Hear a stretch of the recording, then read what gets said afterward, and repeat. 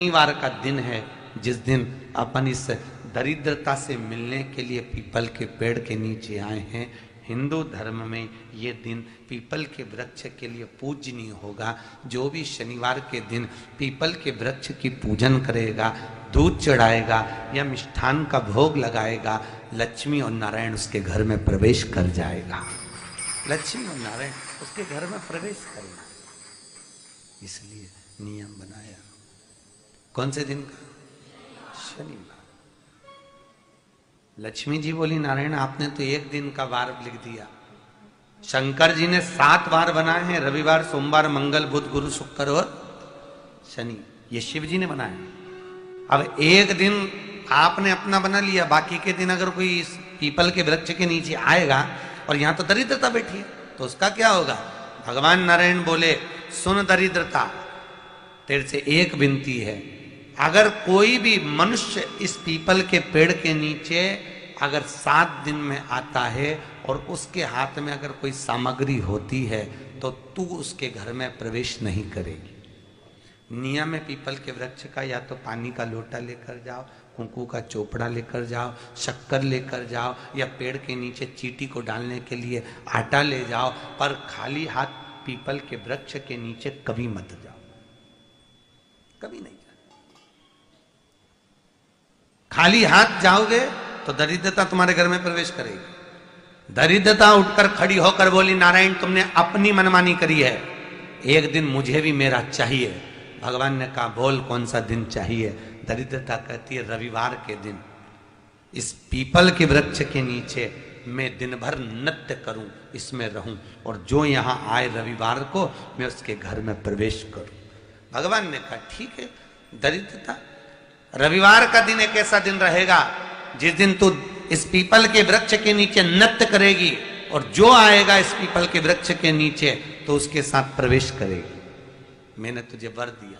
इसलिए हमारे यहाँ केवल पीपल का वृक्ष अगर दीवार में भी लग जाता है ना, किसी की फैक्ट्री की दीवार में, किसी के घर की दीवार में पीपल का वृक्ष अगर लग जाता है, पीपल का पौधा लग जाता है, उसको कितना भी तोड़ लो वो वापिस लग जाएगा। फिर तोड़ोगे फिर लग जाएगा।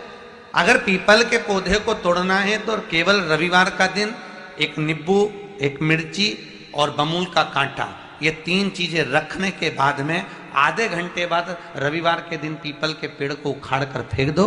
दूसरी बार कभी पीपल दीवार में लगता ही नहीं, कभी नहीं लग सकता। केवल एक रविवार का, केवल एक संडे, इतवार का। घर में दीवारों पर अगर पीपल लग भी गया है, इसलिए पीपल के वृक्ष को उखाड़ने का, अगर घर में पीपल लगा हुआ है या पीपल का पौधा हमारे घर में लग गया, उसको उतारना, निकालना, लगाना, तो पीपल के वृक्ष को अगर निकाला जाता है तो रविवार के दिन, और अगर पीपल के वृक्ष को कहीं लगाया जाता है तो सोमवार के दिन या मंगलवार के दिन, बुधवार के दिन, इन दिनों में लगा सकते पीपल के वृक्ष कहीं लगाना। शनिवार का दिन एक ऐसा दिन होता है जिस दिन पीपल के वृक्ष को कहीं जाकर लगाया नहीं जाता, क्योंकि शनिवार के दिन पीपल के वृक्ष के नीचे लक्ष्मी रहती है। हम अपने हाथों से अगर पीपल का वृक्ष किसी दूसरी जगह पर शनिवार को रोपित करते हैं तो हमारे घर की लक्ष्मी अपने घर से छिन्न होकर चली जाती है। इसलिए शनिवार के दिन पीपल लगाया नहीं जाता, किसी के घर जाकर उसको वापस पलटा नहीं जाता। लग गया उसको डर। प्रभु मेरी धर्म पत्नी को कहाँ रखूं आप बताओ? वो तो जहां यज्ञ होता है, अनुष्ठान होता है, दान होता है, पुण्य होता है, सत्कर्म होता है, वहां जाने को तैयार नहीं। अब करूं क्या? भगवान ने बोला, एक काम करो। दुर्वासा जी बोले, जिसके यहां रात्रि में बर्तन झूठे पड़े रहते हो उसके घर में इस दरिद्रता को लेकर तुम प्रवेश कर जाना। जिसके यहां रात्रि में बर्तन झूठे पड़े हो वहां लेकर प्रवेश कर जाओ। दूसरी जगह दुर्वासा जी बोले, जो स्त्री घर में दोपहर के समय पर सो रही हो उसके घर में इसको लेकर प्रवेश कर जाइए। जो स्त्री दोपहर के समय में घर पर सो रही हो, इस दरिद्रता को लेकर प्रवेश कर जाइए। तीसरा, जिसके यहां पर दरवाजे पर कांटे वाले पौधे लगे हों उस घर में इस दरिद्रता को लेकर प्रवेश कर जाइए। दरिद्रता, कितनी सुंदर बात कही है। दाता और विधाता कौन कौन? दाता और विधाता। लक्ष्मी और दरिद्रता के सगे भाई हैं। कौन कौन? दाता और विधाता। दाता को फिटकरी प्रिय है, विधाता को नमक प्रिय है। ये दोनों हमेशा लक्ष्मी को और दरिद्रता को दोनों को समझाते थे, दोनों में प्रेम बढ़ाते थे। आज भी हिंदू धर्म की रीति है, यहां तो ठीक है, जिसके यहां पर भी अगर थोड़ी सी भी परेशानी होती है, थोड़ा सा क्लेश होता है, अशांति होती है, लक्ष्मी नहीं टिक रही हो, काम नहीं बन रहे हो, बहुत प्रयास करा जा रहा हो और हमारा कार्य नहीं होता, तो क्या करते हैं? फिटकरी और नमक को पानी में डाल देते हैं और घर में पोछा लगा देते हैं। आप लोगों ने आजकल फेसबुक पे भी पढ़ा होगा, व्हाट्सएप पे भी पढ़ा होगा। तो क्यों लिखा उसमें? उसका कारण ही केवल इतना है कि दाता और विधाता की प्रियता उसमें। माता ख्याति के जो 4 बच्चे हुए, इसमें जो 2 लड़के हैं, दाता और विधाता, उसकी प्रियता उसकी पूर्णता उस। अब दुर्वासा जी बोले अपनी धर्म पत्नी को वहां लेकर, जहां कांटेदार पौधे लगे हों वहां पर लेकर प्रवेश कर जाइए। कांटेदार पौधों में उस दरिद्रता का निवास हो गया। पीपल के पेड़ के नीचे हम लक्ष्मी जी के साथ शनिवार के दिन आपसे मिलने के लिए आए हैं। शनिवार के दिन जो पीपल के वृक्ष के नीचे दिया लगाएगा, उसके घर में कभी संपदा की कमी नहीं होगी।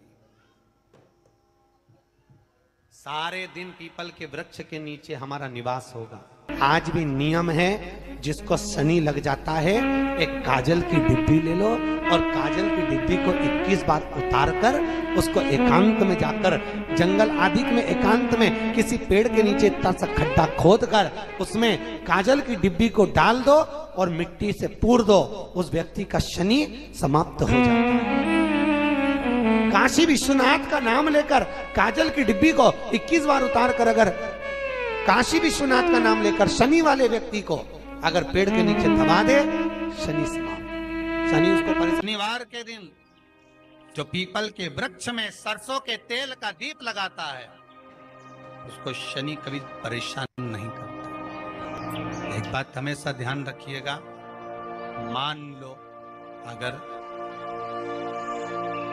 कोई भारी रोग ऐसा शनि महाराज के कारण हो गया हो, अच्छे काम करते करते उल्टे हो रहे हैं, होते हैं किसी किसी के साथ में, विपरीत परिस्थितियां आ जाती है, अच्छा करने जाओ बुरा हो जाता है, अच्छा कर्म करने जाओ बुरा हो जाता है। तो पीपल के वृक्ष की जो छाल होती है, छाल देखिए, पीपल के वृक्ष में जो छाल लगी होती है, उस छाल को घिसकर चंदन बनाकर भगवान शंकर का स्नान कराकर, अभिषेक कराकर, पूजन कराकर, पूजन कराने के बाद हमें पिपलेश्वर महादेव का नाम लेकर, कौन से महादेव?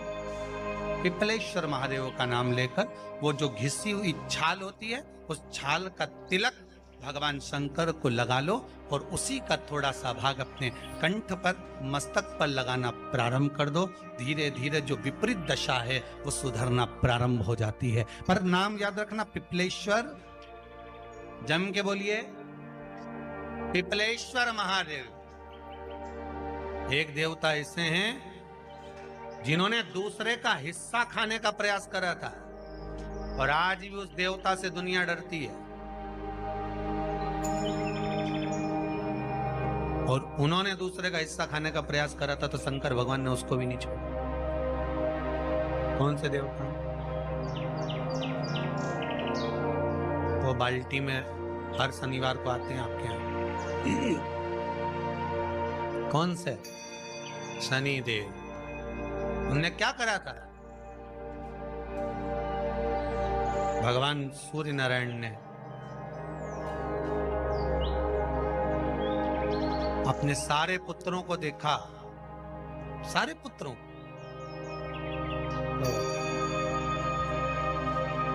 सारे पुत्रों को देखकर आज मेरे सूर्य नारायण भगवान बड़े सुखी, बड़े प्रसन्न। मेरा पुत्र शनि भी श्रेष्ठ है, मेरा पुत्र यम भी श्रेष्ठ है, सब ठीक है। आज भगवान सूर्य देवता ने अपने पुत्रों को बुलाकर कहा, आज मेरा मन कर रहा है कि मैं सारे लोगों का राज्य अपने पुत्रों को बांट दूं, सबको अपना अपना हिस्सा दे दूं। शनि महाराज जी को भी हिस्सा दे दिया गया। अब जब शनि महाराज जी को हिस्सा दे दिया तो शनि महाराज जी संतुष्ट नहीं हुए। दुनिया में ऐसे लोग बहुत सारे हैं जो संतुष्ट बहुत कम हो पाते हैं। शनि देव के मन में संतुष्टि नहीं हुई। जब शनि देव के मन में संतुष्टि नहीं हुई तो शनि महाराज उसी समय पर अपने सारे भाइयों का हिस्सा बटोरने लगे, उस पर कब्जा करने लगे। कब्जा करने लगे तो सूर्य देवता की आंख में जल भर गया। कितना तेजवान सूर्य नारायण, कितने तेजवान, कितना तेज भगवान सूर्य के पास में था। पर शनि महाराज को देखकर आज रो रहे हैं। शनि महाराज को, शनि महाराज ने अपने भाइयों के इस हिस्से पर क्या कर लिया। सूर्य नारायण भगवान की आंखों में जल भर गया कि मेरा पुत्र ऐसा कर रहा है। शनि को बुलाया सूर्य नारायण भगवान ने, समझाया और नहीं माना। किसी किसी की नियत होती है कि इसको इतना कैसे दे दिया, अम्मा ने इसको इतना कैसे दे दिया, पिताजी ने इसको इतना कैसे दे दिया, मैं तो कब्जा करूंगा, दुकान नहीं छोड़ू, घर नहीं छोड़ू, ये नहीं छोड़ू, वो नहीं छोड़ू। मत छोड़, एक दिन संसार छोड़कर जाना पड़ेगा। तब कहीं जमीन जायदाद छाती पे बांध के ले जाएगा। नहीं माने तो सूर्य देवता ने अपने गणों को भेज दिया, जाओ जरा शनि महाराज को जरा हटाओ वहां से।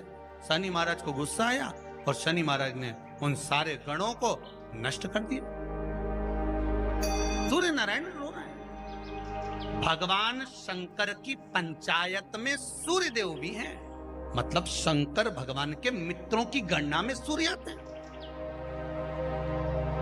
भगवान विष्णु, सूर्य नारायण, शंकर भगवान, माँ दुर्गा, गणेश जी, ये पंचायत है ना शंकर की, शिव पंचायत। शिव परिवार में कार्तिकेय, गणेश जी, पार्वती जी, शंकर जी, नंदी, ये शिव परिवार।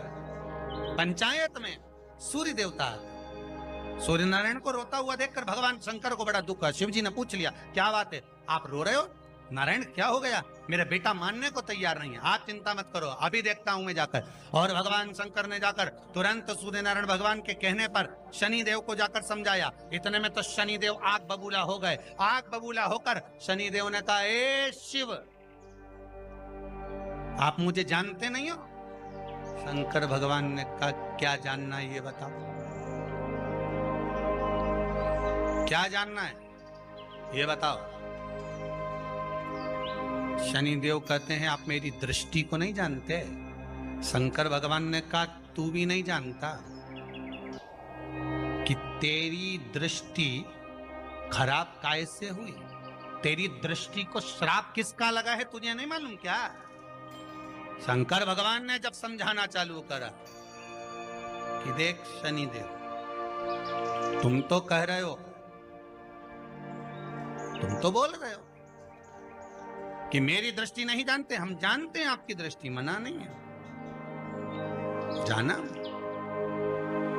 पर आप नहीं जानते क्या? शिव जी जानते हैं। शिव जी ने कहा, मैं सब जानता हूं। आपका विवाह करा सूर्य देवता ने, आपकी पत्नी घर में आ गई, आप अपनी पत्नी को देखते तक नहीं थे, इसलिए आपकी धर्म पत्नी ने आपको श्राप दिया कि जिस पति ने मुझ पर दृष्टि नहीं डाली, मेरे वो पति की दृष्टि कुदृष्टि हो जाए, जिस पे डालेगा वो बर्बाद हो जाए। शनि महाराज ने कहा, आप मेरी पत्नी की याद मत दिलाओ। शंकर भगवान बोले, ए शनि, फिर समझा रहा हूं, हिस्सा छोड़ेगा कि नहीं छोड़ेगा? शनि बोले, नहीं छोड़ूंगा। शंकर भगवान ने उठाया, पीपल के पेड़ के नीचे ले गए और पीपल के पेड़ के नीचे शनि महाराज को उल्टा लटका दिया। 19 साल तक शनि महाराज को पीपल के पेड़ के नीचे शंकर जी ने लटका के रखा। अब बोल, 19 वर्ष तक शनि महाराज पीपल के वृक्ष में, पीपल की जड़ पर बंधे रहे, बोले ही नहीं, सीधे टंगे रहे। अब दूसरे का हिस्सा खाने वाले को जब शनि महाराज जैसे के लटका दिया भोलानाथ ने, तो तुम कहीं लगो रे लाइन में? मेरा विचार तो करो। 19 वर्ष तक शनि महाराज लटके रहे, तब 19 वर्ष नेत्र बंद कर कर शनि महाराज ने शंकर की आराधना करी कि दुनिया में कोई ऐसा नहीं जो मुझे उल्टा लटका दे, केवल एक यही है जिनने मुझे लटकाया है। तो 19 वर्ष तक तप करा तो शंकर जी प्रसन्न हो गए। धर्मी को हटाकर पार्वती को लाए, साथ में आशीर्वाद दिया। शनि महाराज को खोला, वर मांगो तुम्हें क्या चाहिए, मांगो तुम्हें क्या चाहिए। शनि महाराज ने कहा मांगूंगा कुछ नहीं, आप वर दे दीजिए। शंकर जी ने कहा मैं तुम्हें दंड अधिकारी बनाता हूं कि आप अच्छे और बुरे का दंड दोगे, आप अधिकारी बनकर बैठोगे, मेरा आशीर्वाद तुम्हारे साथ में। दंड अधिकारी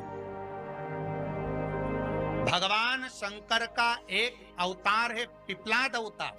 पिपलाद अवतार जब दधीचि ऋषि की अस्थियां चली गई, उनकी धर्मपत्नी सुवाच ने देखा मेरे पति को मार दिया गया, मेरे पति की अस्थियां ले गए राक्षसों का संहार करने के लिए, उनकी अस्थियां लेकर चले गए, मेरा पति चले गया। सुवाच गर्व से थी, मरना चाहती थी, प्राण छोड़ना चाहती। शिव जी ने देखा ये तो अग्नि के ऊपर चढ़कर अपनी देह त्याग रही है।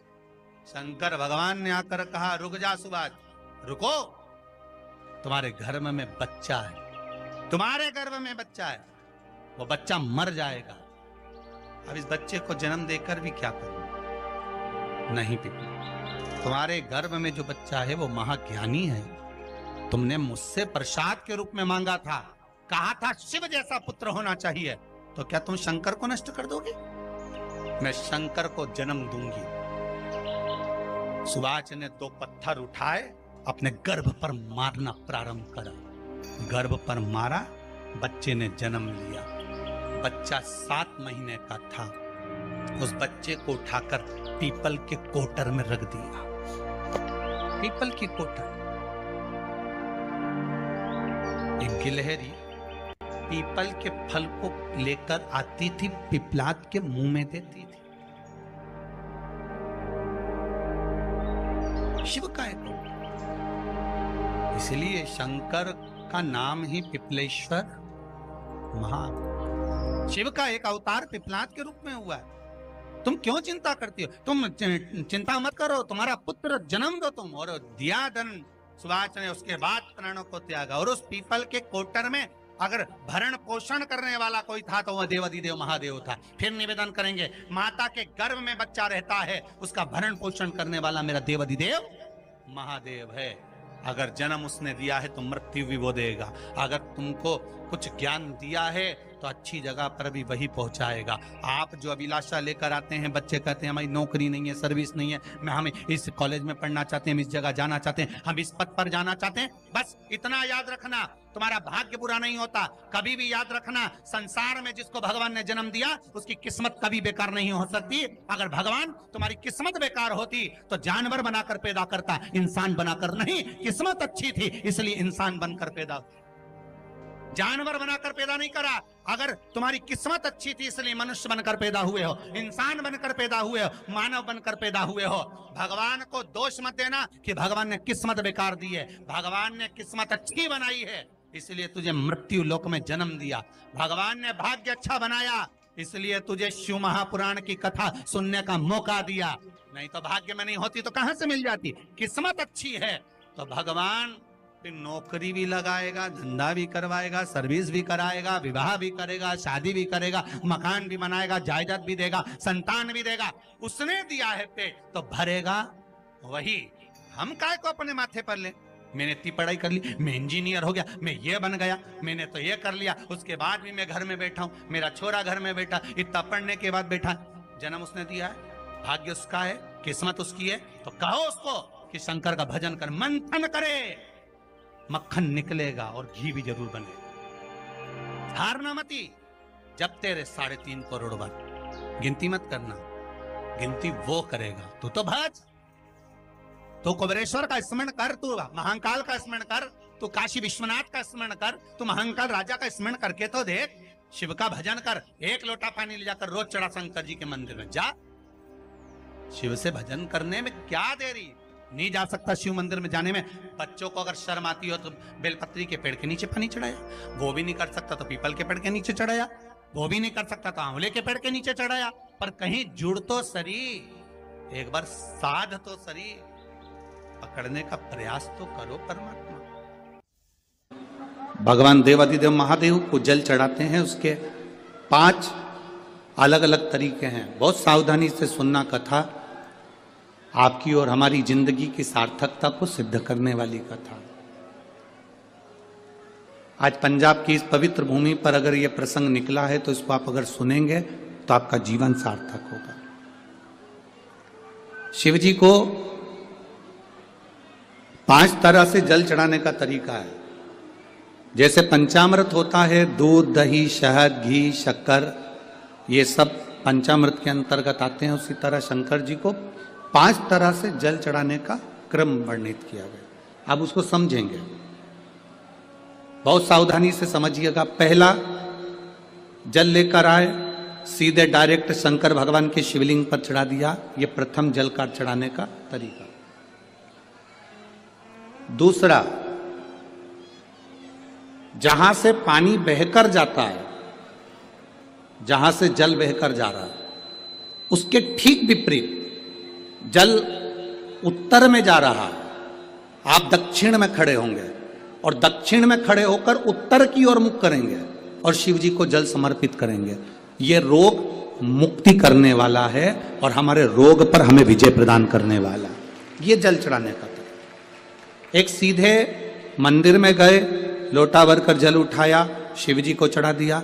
दूसरा, जल जहां से पानी बहता है, शिव जी का चढ़ा हुआ जल जहां से बहकर जाता है, उसके ठीक विपरीत में शिव जी का जल इधर जा रहा है तो तुम यहां खड़े हो, तुम यहां बैठो, यहां मत बैठना, यहां मत बैठना, इधर बैठो। अगर रोग का निवारण है तो यहां बैठकर। तीसरा, अशोक सुंदरी से जल चढ़ाते चढ़ाते शिवलिंग तक लेकर जाना और शंकर भगवान के शिवलिंग पर पूर्ण जल समर्पित करना। यह तीसरा तरीका। यह कार्य की सिद्धता के लिए। हम जब किसी से आस ना लगाकर परमात्मा से विनती करते हैं तो वो विनती करने का तरीका। तीसरा। चौथा, शिव जी पे चढ़ा हुआ जल 5 जगह पर समर्पित करना। गणेश जी, कार्तिकेय, अशोक सुंदरी, शिवलिंग और जलाधारी। ये चौथा क्रम है। जब जिस नारी का, जैसे मेरा नाम मोनिका है, मेरे पति का नाम संजय सिंह है, मैं दिल्ली स्वरूप नगर के निवासी हूं, मेरा फोन नंबर ये है। कहीं बैठी हैं? मैं बाबू को लाए हैं क्या? नहीं लाए? ठीक है, मैं प्रणाम करने के लिए लाई हूं। गुरुदेव, बाबा बाबा है। बैठी है बहन। शिव तत्व है। एक जल चढ़ाने का तरीका। शिव जी को हम जो जल चढ़ाते हैं उसका एक तरीका भी हमारी जिंदगी में अगर हमने उसको स्मरण में रख लिया तो हमारी कार्य की सिद्धता को सिद्ध कर देता, हमें सफलता की ओर लेकर चले जाता है। सीधे जल चढ़ाना, दक्षिण में